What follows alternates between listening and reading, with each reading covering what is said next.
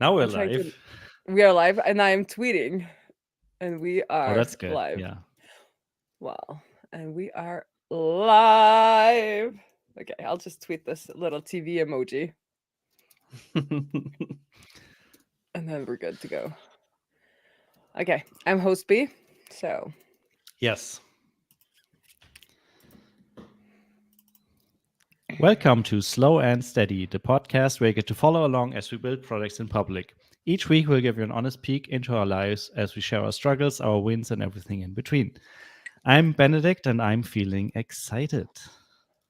And I'm Benedicta. Today is February 6th. This is episode number 195. And I'm feeling a little anxious because people might just jump into this recording with me and I'll be gone. But how are you feeling, Brian? Welcome back to the show. Thank you so much. It is fun to be back. I'm Brian, and I am feeling nostalgic. Good one. Good one. Yes. Yes. Nice. So, This is so fun. for It's so good to see y'all. And we've just for been sure. cracking up in the green room here, waiting to go live. We've been laughing and smiling nonstop. It's fun to be back. I It mean, is I nice have a to suspicion have that you on. most of the listeners know you from back in the day, but those who don't, so Brian used to be, well, Brian and I started the show years ago, In the year and 1914, I think it was. Yeah. 1914, something like that. And we managed to record an episode every other year. And now, I think the last time you were on was in March 2022. So it's almost two Yeah. years. Almost 2 years. And we are super excited that you agreed to come back on and yeah, share what you've been up to lately. Super great to be back. Yeah, that is nuts. I didn't realize it had been 2 years. I guess we've chatted, you know, we've Yeah. chatted a few times. And maybe I'm just used to whenever we talk, it's being recorded and then put on a podcast stream somewhere. Um, But honestly, it's that's not muscle I mean, that's memory. the only way we talk, right? Like, why talk if it's not honestly, yes. recorded? If it's not recorded, what's the point? I mean, when we all get um these AI pins that can record nonstop, like, there's no point to sit down and record a podcast. You can just like take snippets of your daily life and just put it out there as a Sure. podcast. Any conversation you have with or just live anybody stream will everything all the become time. all the time. Yeah. That would be awesome. No, nothing will go wrong. Yeah, let's Nothing see. will go wrong. Yeah, thanks for looking up the notes on the last time we did chat. So that was almost 2 years ago. I was still at GitLab. I mean, it feels like an entirely different life ago. Yeah, Yeah, there so was short GitLab, there was the summary. board Yeah, games. right. Yeah, you were. I guess you just started at GitLab back then, even. Um, Yes. you Yeah. had recently won the competition, the board game competition, and Yep. were in conversations with the publisher Yeah. about releasing it and stuff like that. And you were winding down JTBD app and JTBD consulting work. I Yes. guess that's a short summary. Yeah. Okay, we talked in March of 22, so it was October or November of 21 when I first started at GitLab. And yeah, in March, 4 months afterwards, I was probably still like, yeah, this is awesome. This will totally work.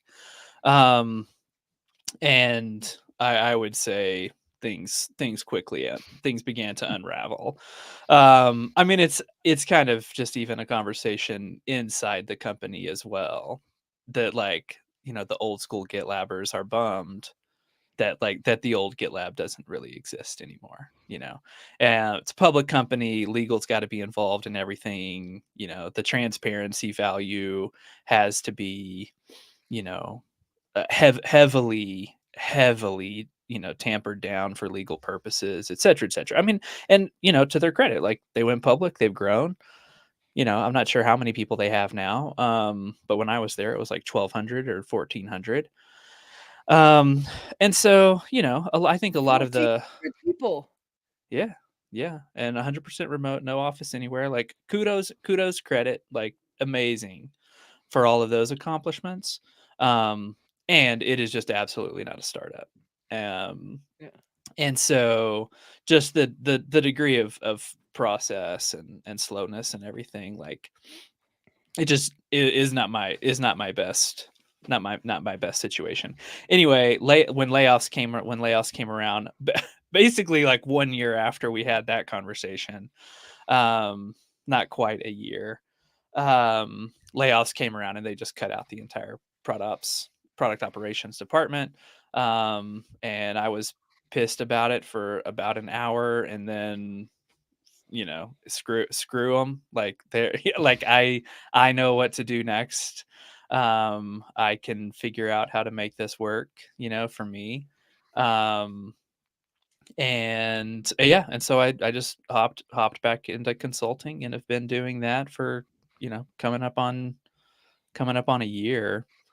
So it's I, I mean, it is, gosh, there's so many things I want to say about tech layoffs and being laid off. The main one being, like, anyone who has experienced a layoff or anyone who's currently, like, still in the throes of it, man, you just have to truly, truly believe that it is not personal. It has nothing to do with you or your skill set.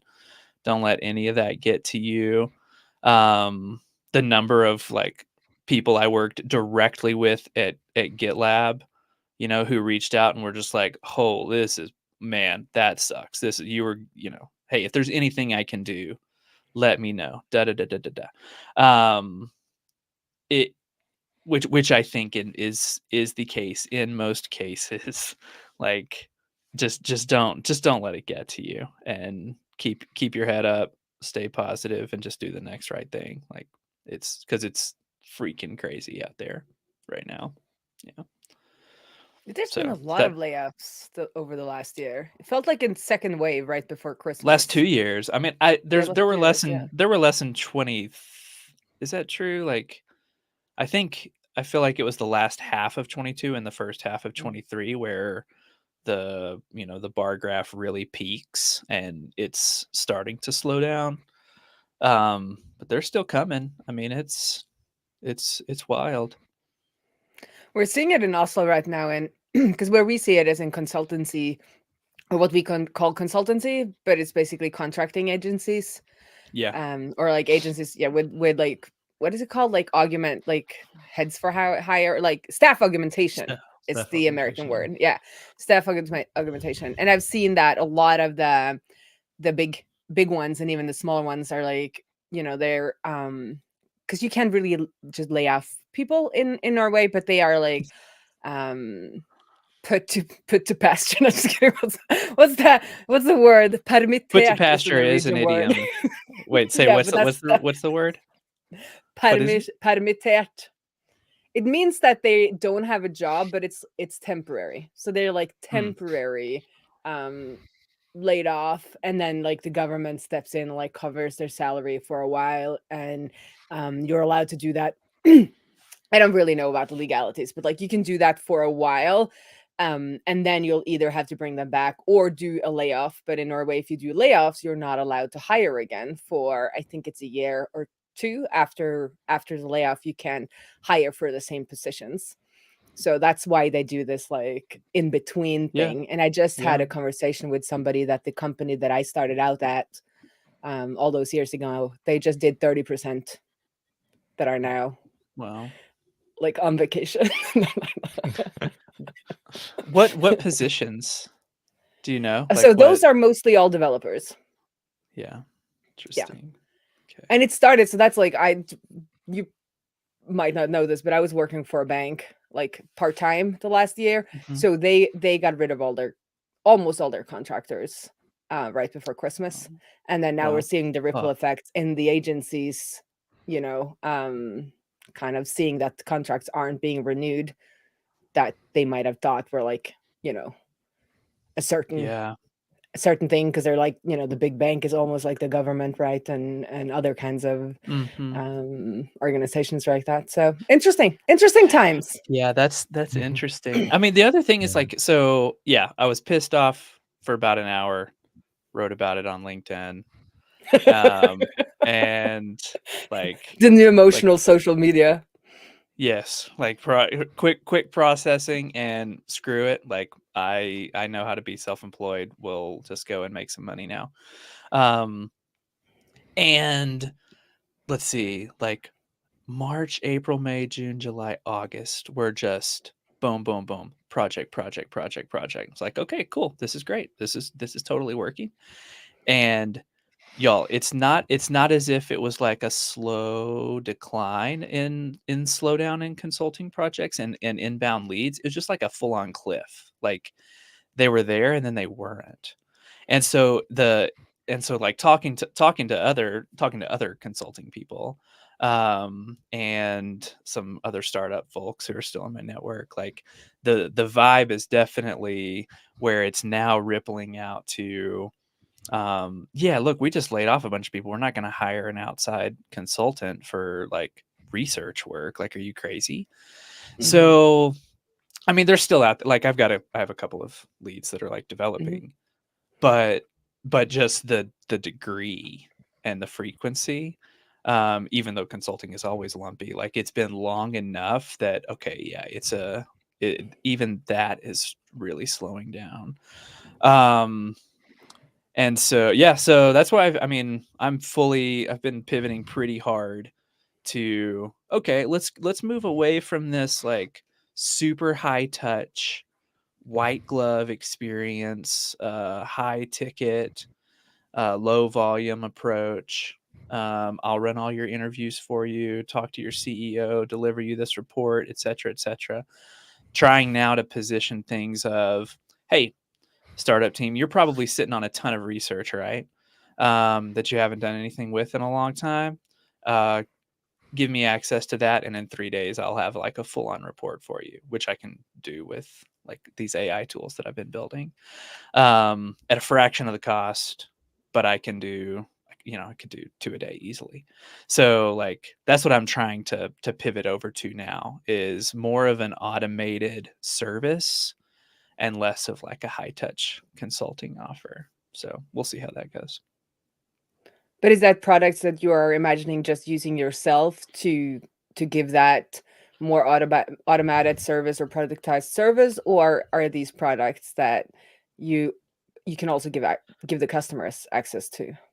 Yeah, every tool that I'm building that I like run in my local environment is something that I can put into JobLens. So so previously I was working on Yeah, something called JobLens. JTBD.app, which is a jobs to be done app, and it was fully focused around like, running surveys, running quantitative surveys. And at the beginning of last year, I had already been using AI a ton at GitLab, in all sorts of work. And so when the layoff came, I was like, okay, cool. Like, we'll get back into consulting. And I was running a project and I was like, you know what? I'm really curious, like how all these insights and like all this stuff that I've got after 12 interviews, what if I had just started in ChatGPT with what I knew about the customer and what's the overlap? And even in 3.5, the overlap was like 60-70%, which is incredible. Given that you get there in 3 minutes compared to several weeks. And now with GPT-4, it's even better. My prompting skills are, 3 times better. And you can build agents that talk back and forth to each other. So it's not just you like multi-shotting the prompt. Like you get a return from it, hand it over to a different agent who then hands it back and back. Until like you're at the point where, yeah, okay, that is an above average researcher that does not cost you $15,000, and you can get good enough results to take action in 5 minutes. Now, does it I'm miss just does gonna it miss go and something? like put myself to bed and take the covers over my head and just like Like, figure out what I'm gonna do with my life at this point. well, yeah, I don't. I'm still like processing all of it, because Yeah. like the thing that's also true, every single time it misses something. I can guarantee you, it Yeah. always misses something. And within 20 minutes of a follow-up interview with a real person, Mhm. there's a new insight. Cool. Like, agreed. And this is what I see is people who are, really digging in on, you can't use synthetic users to do research. This is not like, you can't replace the human touch, et cetera, et cetera. Like, this is where they're super digging in, because that is true. What's also true is for people who are not currently doing research, for non-consumers, because they don't have the expertise or they don't have the budget, this is infinitely better. And Doing so, something is better than It's, doing nothing, it's better right? than yeah. yes, totally. And because it's not like 30% good enough, and you've got to be careful not to go off in a total wrong direction. That's just not the case. Benedict, I feel like it's like no code tools, like people who don't have expertise in development and don't have the budget to hire an engineer can at least, okay, let's just patch together these 3 tools and test the idea. You will eventually need to write code. You will have to write production quality, secure code that does a lot of incredible things eventually. But for someone who has an idea and wants to like get it off of the ground, happens like that now. And I just feel like I it's the think same that with research. I think even that has changed though, because I can see through our set as customers that people are patching together these no code tools and will not need to go any further for like their Okay. Yeah. companies or like their business ideas. I mean, if you're going to create user lists, like at some point you'll need code. Like you can patch together something that sends emails, but for that type of scale, you Yes. will need to bring in code. But like with the one company I was talking to this week, it's like they're never going to need the type of scale that tech talks about. Okay. Like their Yeah. customer base is based onto something physical that they need to go and acquire a physical thing to get another customer. Yeah. So at this point, there's 300 customers. And like when I was like, and they were like, we need it to scale. And I was like, but what are we talking about? Like in 5 years, like if you've scaled, like what are we talking about? And they were like, well, in 3 years, like we're hoping for 900 customers.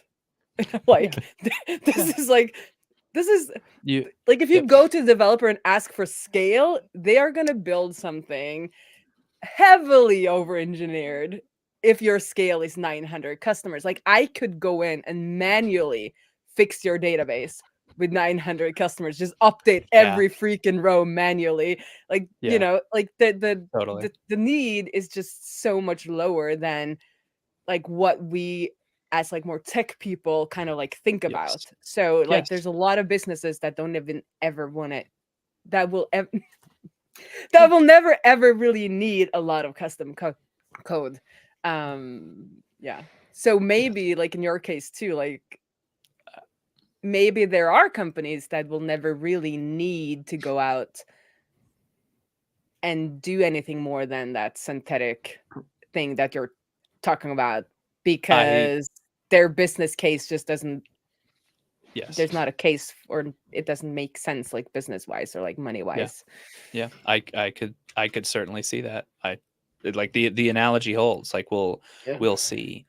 And the more that like the traditional, agencies and folks like, and like career long UX researchers, the more they tend to that community tends to dig in, like that just makes me feel a little bit more like, oh yeah, it's because I think potentially they see it as well. They just don't want to.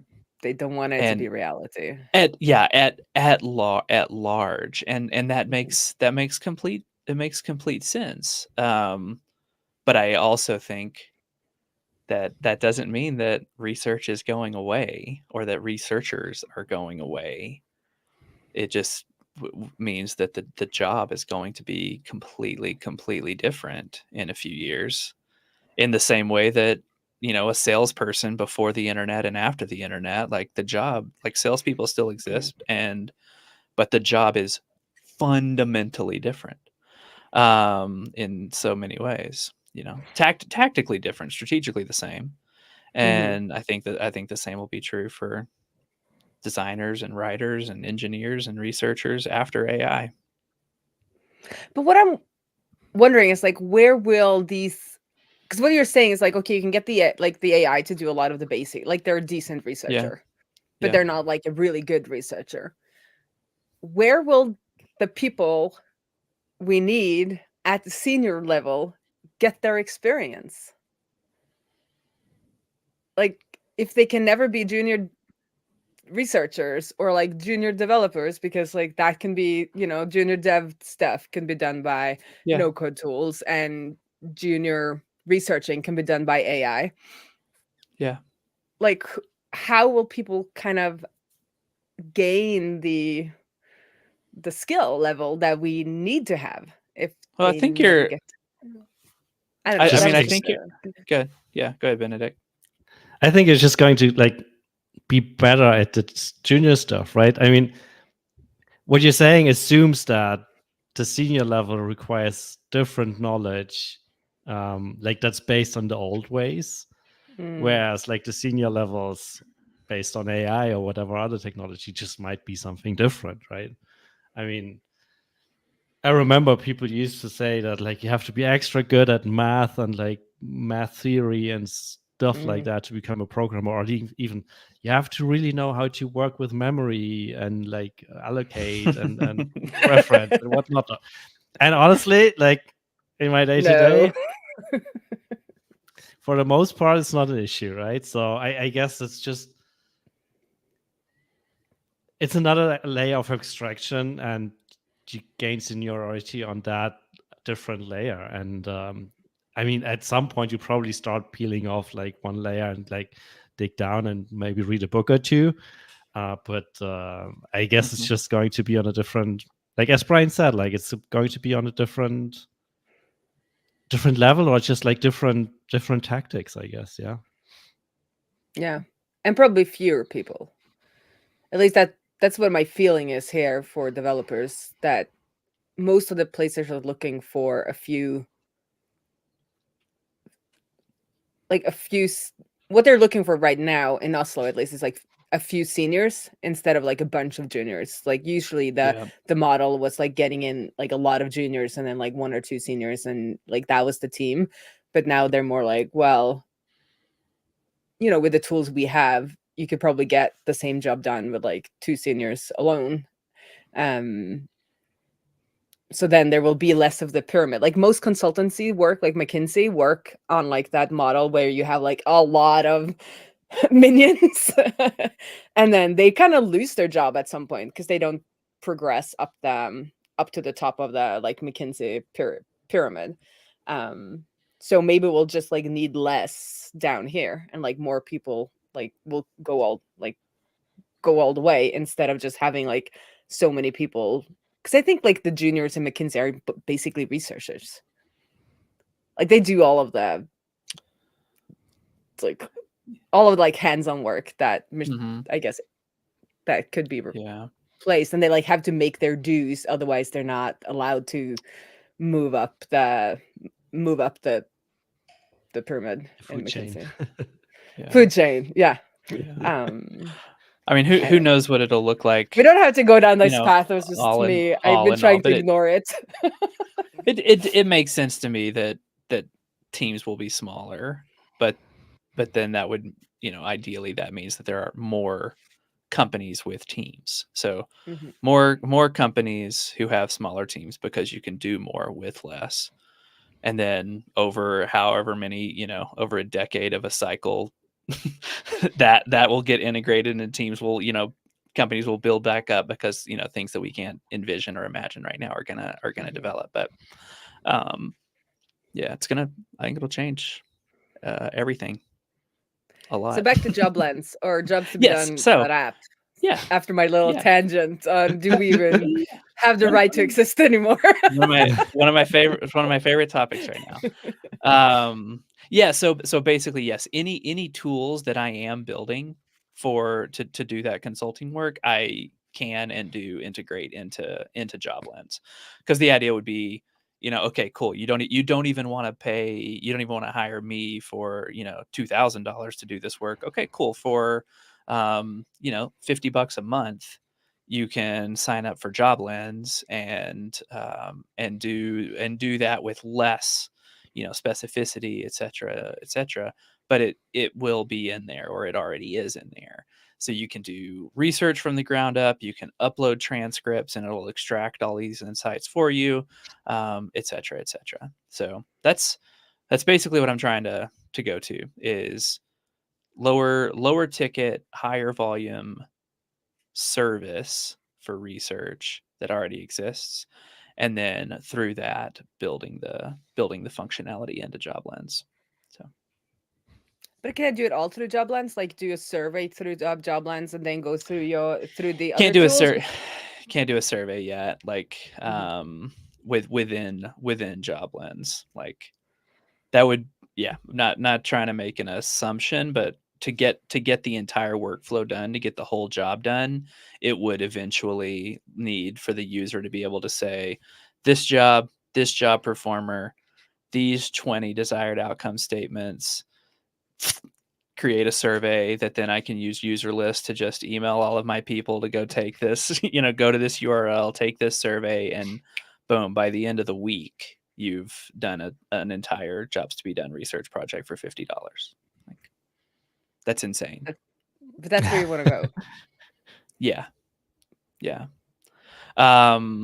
Jobs to be done is not big enough. It will eventually need to be a user research project in a week. But right now that's the vision. Could you get like an AI agent to interview the user? There are some that exist, and I right now they're not quite there. Like I have absolutely zero doubt. I will put my life savings on this. That will happen, and it'll probably happen within like a year and a half, where yes, you could have an AI agent conduct an interview that is in like the top 5% of any human you could ever hire to do that work. Yes, that will happen, and it'll happen quick. And then you won't have the problem that I have, that I just start talking in a user interview. Yeah. Because I get excited. Yeah. And then like the user interview process is kind of lost. Yeah, it becomes polluted by your it becomes polluted by your bias, or et cetera, and that's what makes professional researchers really good. And you can instruct and train a model to follow that same behavior. Like it's not impossible. But a step on the way, because I have some cousins who are doing some AI stuff, because that's what younger cousins do these days. I think they're working on like sales enabling. So while I'm trying to sell somebody on the phone, the whatever they're like making will make sure that you're hitting the points. So it's listening in, and then it's like highlighting what you haven't said or where you should go next. It's like it's helping you along the way.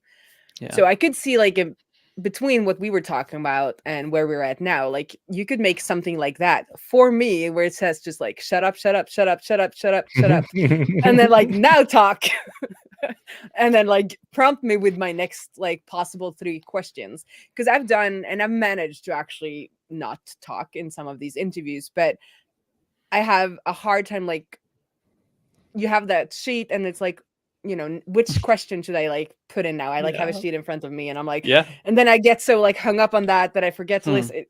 It's. But if I could have like a little bit of help next to the interview, like with the questions that I want to hit, and then they get kind of marked as I hit them, and then kind of, or maybe the transcription is then connected to those things I wanted to hit, and also then have that, like, I think Michelle deploy empathy has that like reaching Yep. for the door question, and then you're supposed to shut up for like a very uncomfortable amount of time. There Yeah. could be a little timer that's like That's really interesting. You would rather have a guide who's like listening in, like an AI agent who's listening in and giving you recommendations, rather than an AI agent to just run the interview for you? I mean, I would love the last part, but like if that is not possible within the next year or year and a half, then I feel like like it will be that will be possible in about the amount of time it takes to do the first thing that you're asking Okay. for really, really well. You know what I mean? Like, yeah, maybe. But also, I mean, do I'm being think a there- little hyperbolic, but also, Yeah. I do mean that. I think there that could be a first one- case for both, because there is a little bit about that human touch. Even, like if I was going to be interviewed, I would rather be interviewed by the person making the thing than an AI Yeah. agent. Yeah. But if you could Yep. then like superpower me to actually not suck at these interviews, then Yeah. that would be very helpful. And it's also a Yeah. case for it being marketing. Michelle makes that in the book as well, like in Deploy Empathy, like talking to your users, like they get more engaged in Yes. your product. So it's like a good Yes. way to also like get a little bit of that marketing effect, which Yeah. I don't think an AI bot would. No, I mean, I think like at scale, it will be mostly AI bots running Mhm. the interviews. But Mhm. yeah, if for smaller companies, like, yeah, it makes sense that you would rather hire a guide, and your users would rather speak to a guide, especially if you're doing the whole "Hey, we're a small team" thing. Mhm. Thanks for Talk to my signing AI up. Like, bot. hey, I'm Brian. Oh, by the way, will you talk to Marvin? Over here, because I don't have to. Like, yeah, that's not gonna fly. That's a good point. That's a really great point. Yeah. Yeah. Let me know when you have it. I'll start making running user interviews again. Oh man, that is really fascinating. Okay. Huh. So where are you at with Uh, JobLens? JobLens at the Yes. moment. So it's Yeah, up and it's like- running. You've got some paying customers. It's up and running, paying customers, like hovering right around like the 500 MRR. Like as soon as I'm like, okay, one more monthly, then someone will churn out. It's just like it's right there. So but I'm still not doing a ton of like active marketing for it. Like people discover it either shockingly through SEO, like if you search for jobs to be done and AI, JobLens is up there, or just passively through LinkedIn. Like I comment or post all the time about either jobs to be done or AI, or jobs to be done plus AI, and then people find it through my profile. So I'm not actively marketing it or promoting it just yet. It's got, it's still got a little ways to go. Like it's functional. Like you can get, I mean, I have people who are using it like crazy. And then some users who sign up, log in once or twice, and then, cancel. So like figuring out connecting that, the gap in there of, okay, why is this person so activated? What's all the value they're getting out of it that this person just isn't seeing yet? So trying to get people on the phone with me, to do the user research and to do the customer research. That's where Do you it's at. find it Like, harder to do it for yourself than for clients? Yes. So it's not just way harder. because we're not trained. It's because we're doing it for our own products. Yeah, but I mean that's a huge value in hiring an outside person, is that they don't have any bias. They don't have like, oh well, we tried that before type of stuff, or like baked in assumptions and an idea. That's why it's super valuable to to hire somebody outside. But yeah, so it's much harder to do that for myself.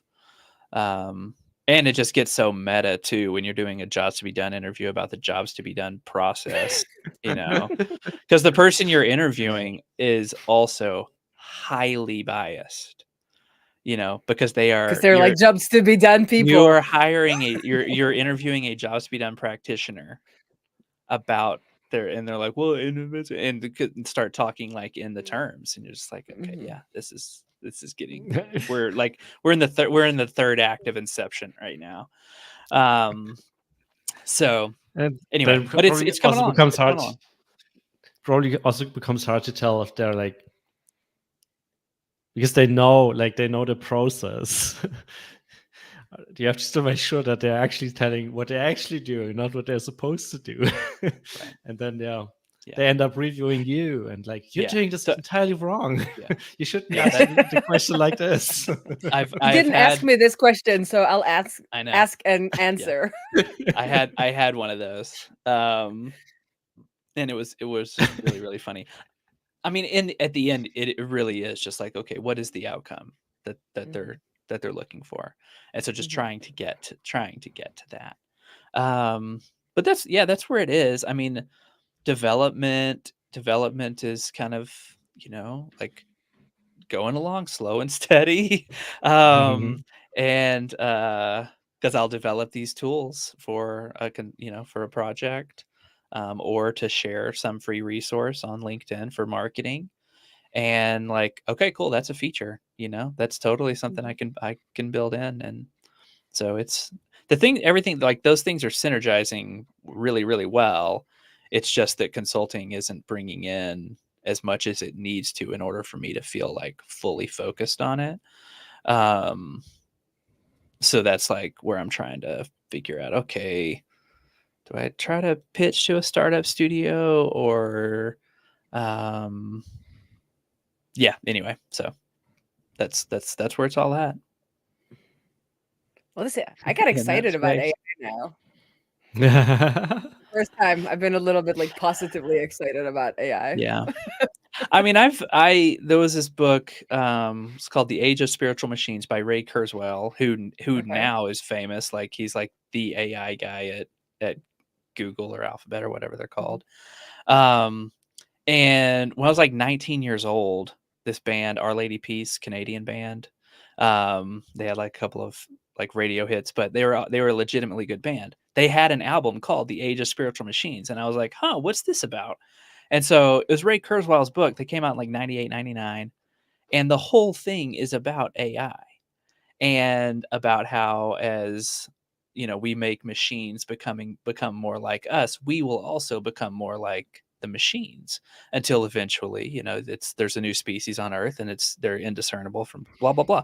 And like, it scared the hell out of me.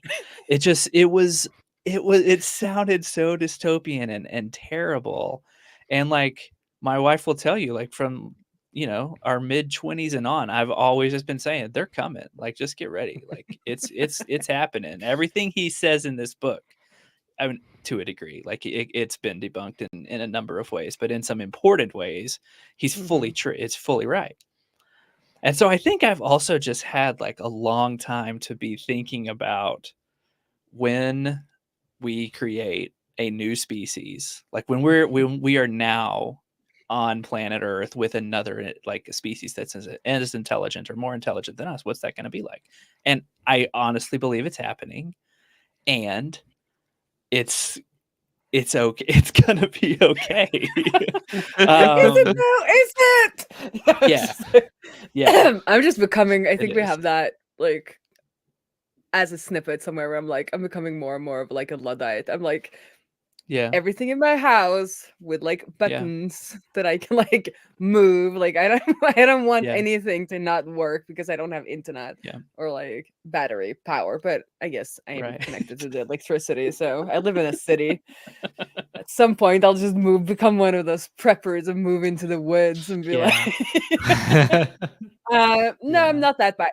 I think it's more my like ludditism or whatever we want to call it is more about like everyday life where I was just like, I don't want to debug my light switch. I just want it Yes. to work. Thank you. Gosh. Right. And I don't want an AI to like guess if I'm in the room or not. Like I might be in the room Yes. and I want to turn it off. Like there are like situations where at least I want to override things. But then on the other hand, like I do see even in my I turn on Copilot and stuff like that. And Mhm. you see like it being like a tool that helps you along and somebody you can ID generate with. The few times I go into Yeah. ChatGPT, it's mostly just like, kick around an Brainstorm. ID or like get Yep. different phrasings or that kind of stuff. And I think, it's as a tool, it's interesting, but I haven't felt that like enlightened, like where some like where it's like, this will, like you're saying, like species, like this will like solve everything. And like I don't I don't feel that in any I'm not way. I saying it's just gonna like solve anything. anything. Okay, good. It's going to be very, very different. And like Yeah. the fundamental challenge of the human condition is going to be the same. Mhm. It's just that like the tools around us Yeah. they're changing. They're going to change.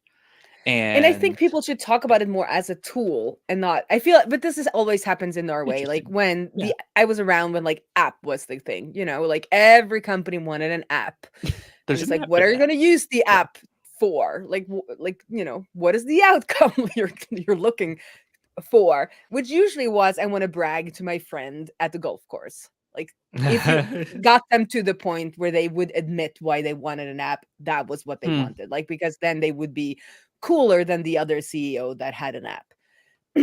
And Hmm.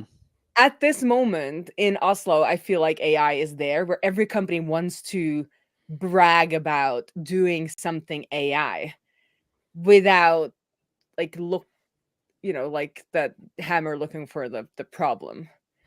So I'm not like, I can't get excited about it because like, what are you trying to solve? And that's why I think I got excited when you talked about it, because it's like, well, this is what I'm trying to solve and AI can help us. Yeah. 70% there, and then we need a human component, or like it can help smaller. Yeah, because you have it the right way around, and it's like, oh, this is interesting. But the conversation that I'm hearing, where it's just like, we need AI. I'm like, and then usually what they need is just like a good old fashioned like algorithm with like maybe Process with it. 3 Yeah. if Yeah. else. Like that's what they Yeah. are actually asking for. But like how they're asking for it is like, we need some AI. It's like, no, you don't. Yeah.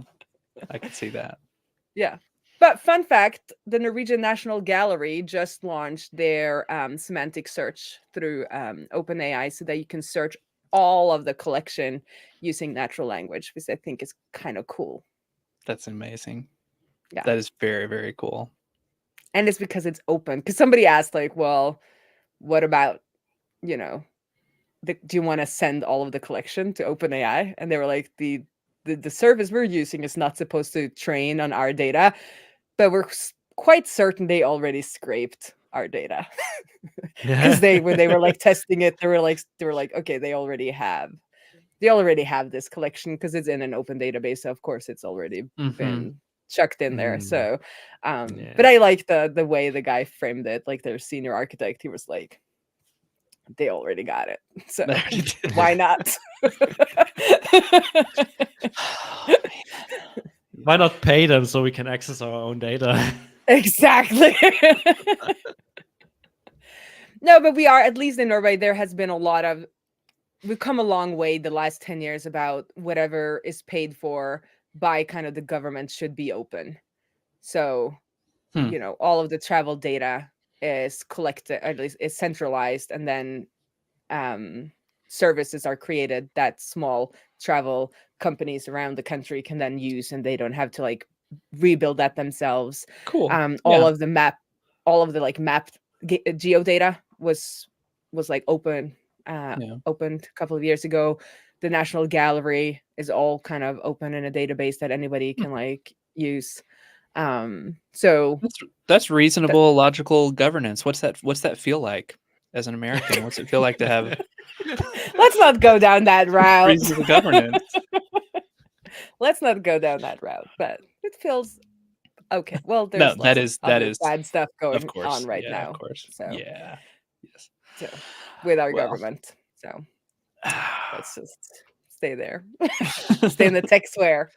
But I do enjoy that they've opened a lot of these APIs. I think that is really good. And we're starting to see some benefits from it. Yeah, that's nice. Yeah. One thing I wanted to ask about is how's your game going? Like how's Backpack doing? Yeah. So are you using AI to create it? Sorry, I'm gonna the last time we talked, we had won that contest. We were, I think I said, in talks with the board game publishing company, but slow. They dragged us on for a while, ended up just giving us the prize money and didn't publish the game, which at the time was it was like really disappointing. It was like a big bummer. The more and more that we've continued to watch that particular publishing company, like that was actually, I mean, on the one hand, it was a gift because they're like, they don't have a very good reputation in terms of like customer service and taking care of their designers and stuff. But on the other, like we haven't published the game publicly. Like Graham and I each have a really nice printed copy for ourselves. That like anytime we play it, we're like, oh yeah, that actually needs to be tweaked just a little bit. Like, so there's still stuff in it that needs to be better or that needs work. But we basically got to the point where let's do a revision. Let's get some artwork. We each have a really nice version of it on our board game shelves, and like that's good enough for right now. We did use Midjourney for all of the artwork, which is a insanely hot topic in board game and I mean I in a lot of places, but it's particularly contentious in the board game community right now as to whether or not even like amateur unpublished designers should even be supporting it. So but it sure makes our copy look really, really nice. So that's where maybe that's in at. 2024 we should all get together and play your game. That would be amazing. Because that would fun, probably yeah. mean that I would be in Europe, which I am always game for. Yes. Yes. Let's remain in touch on that. If you get yourself to to- Europe, we'll get I could come to ourselves MicroConf Europe. where you are at. Yeah. Yeah. We were working on another Graham and I were working on another game about like bee colonies that we also got to a really good place. And we each have a copy of that. Like that's kind of where the where that is at, is that I've got a handful of things that I tinker on, but not putting any like, yeah, just not putting any pressure on myself to get it, like to actually get it published. That would be really, really cool. But the bottom line is that like, I mean, you get it published and maybe you make like all time like $2,800. Like they're it's a lot like book publishing, where J.K. Rowling makes $100 billion and some people make a little bit less than that, and then almost nobody else makes real money. So it's not at all like, oh, hey, if we want to make this like a profession, like if this is our vocation, we got to go for it. Like you're just playing the lottery. So that cannot be the motivation. So the motivation is to design games, play games, and have fun. And so that's what I'm still doing. Yeah. That's awesome, though. Like, I mean, it sounds at least like you got the fun part covered, right? Like, 100% of the fun part. Yeah. That's 100% of the fun part, and then Yeah. to get it published, there's probably another 90%, but it's maybe 10% of the fun. Yeah. Because realistically, like the thing that whenever we do sort of, okay, do we want to go for it, would be Kickstarter. And that is Mhm. that's a part-time job. And Oh Mhm. yeah. and some of them are just horror stories, some of them are amazing, and it ends up creating a new, publishing company. Um but we're both just like, I'm like, do you have time for another part-time job right now? No. Cool. Then why would we do that to ourselves? Like, let's hold off. Yeah. I think there is a room, and we need to get more comfortable with that with our AI overlords to just have hobbies. Like, Yeah. what are we gonna do with Yes. our time? Yes. And just having a hobby and not monetize Yeah. it is, Yeah. and I find that hard because a lot of my hobbies is things that are very close to what I do for money. Like if you code Yes. something fun, like, oh, it should, it's business right away. But like learning to say that no, this is a hobby project. Like this is fun for relaxation, for, those artistic needs that you might have, Yes. and just let it be a hobby. Like, I think that is such a good observation and like a good thing to put out there. Like even in this conversation, like there's a part of me that feels some unspoken pressure to to do position this something. thing as some kind of, yeah, it's like, is it some kind of success, or what'd you do with it, or like what was the you know what, the end result is that it's in a cool looking box on my board game shelf. That's the end of the story, you know. But yeah. And we are also, just because we're entrepreneurial minded and da da Mm. da da, that's part of it. And it's also like the water we swim in, that everything has to be monetized and everything has to be productive and for some kind of reason, rather Yeah. than just, yeah. And I have a lot of Okay, we're friends who like, knit. I'm just gonna say, because I have a lot of yeah. friends who knit, and that is Mm. never a viable business. Yeah, It's right. so expensive. Like the yarn is so expensive. Like if you Yeah. knit something and you hand knit something and you sell it, it like if you can get your material costs back, you're lucky. Hmm. And they still do it because it's a hobby that they get Yeah. a lot of joy out of, and some of them get Yes. to wear stuff that they've made in the same Yeah. way that you are playing the board game that you made. Yeah. And for a while people were like, even even in those circles were like, well, you should start selling, but like they very quickly realized that like that's not It just exists for feasible itself. compared to like your normal job where you're like making Yeah. like real money and Yeah. not just like Yeah. losing money. Yeah. Yeah, so I try to like think about my knitting friends when I'm like, well, this should make money because I'm spending time on it, or I'm putting resources, like I'm Mhm. maybe even buying a service for it, so I should therefore make money. It's like, well, knitters lose a lot of money. Like any craft person loses, in quotes, for the people who are not watching this, in Yeah. quotes. But that's a hobby. And if you go horseback riding, nobody will tell you that you're like losing money when you're like buying stuff for your horse. Yeah. But it's just because You're that is like so far away from being something you can monetize. Like nobody Mhm. expects you to become like a show jumper if you start horseback riding at 40. Like that's that's just not. It's just not even What? Why not? not even on the radar. Yeah. Or like me that I started ballet. Like nobody's gonna be like, how are you gonna monetize it? Are you gonna start performing on stage?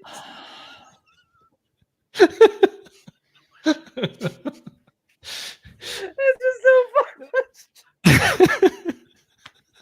We have lost her. We lost her. No, it's going downhill from here. For sure. Okay. Yep. You were saying we were on time. We're on time? What? We are? Or I don't didn't I know. think Like, Brian was like trying to say like it's Oh, or I is- mean, I'm no. good. I don't know like how you guys have been running these things. So Still thinking about this is for sure one of the longer episodes lately, Got but it. I don't Yeah. mind. I feel like it's Good. been good. Yeah. So the only one thing I want to say, and I don't want to put more pressure on you, but I was kind of hoping to eventually have a copy of Backpack on my bookshelf as well. Yeah. So if you can figure Yeah. out a way to make that work, that would be cool. I'm happy to pay whatever. Yes. Just to be able to tell, like, that's the thing my co-host, my friend, built or Yeah. designed or whatever created. Cool. That would be awesome. Yes, that would be the in between of what we have now and actually kickstarting it is just and it's Collector's edition, here, something collector's like that. edition. Yeah. Handcrafted. Yes. Every Well, single I've had piece is friends hand gift me milled. stuff Yeah. Yeah, true. as a gift. Yep. I'd be willing to pay, so it doesn't even have to be a gift. Mm. But anyways, thanks. Yeah, I guess we should just wrap it. Or is there anything else you want to talk about? Oh no, thanks. Thank you so much. It was great to catch up. Let's not wait 2 years. For sure. Yeah. I mean, It we was would love fun to have you on more again. on more regularly now that you're working on Joblens, because like Yeah. this is the that this is where the conversation is more fun, is like when you are like in building mode and not in like maintenance mode. Got it. Yeah. Yes. No, that yeah. think people What, would as love I it. have notable updates, that would be awesome. That would make a lot of sense. That'd be very, very fun. Cool. I'm looking forward to that because I feel like Yeah. with the three of us on, this is more fun than with just the two of us who've been just doing updates on the same things. Wow. I mean, don't want to downplay like our conversations. That's Oh, also for good. sure. I mean, multiple voices are always good. Yes, Well, for Absolutely. sure. I guess we'll see you around the interwebs. You'll pretty much Just- only see me on LinkedIn. I was about to say am- not on not on Twitter anymore. No, you're not gonna. I don't think you'll see me much Okay. anyhow. But We'll but link to the we'll see you book around. that you mentioned, the album that you mentioned, Joblens, and your LinkedIn in the description. Perfect. Absolutely. Cool. All right, you guys. Great to catch up. Yeah, it was fun to have you on. Bye. Bye. Bye.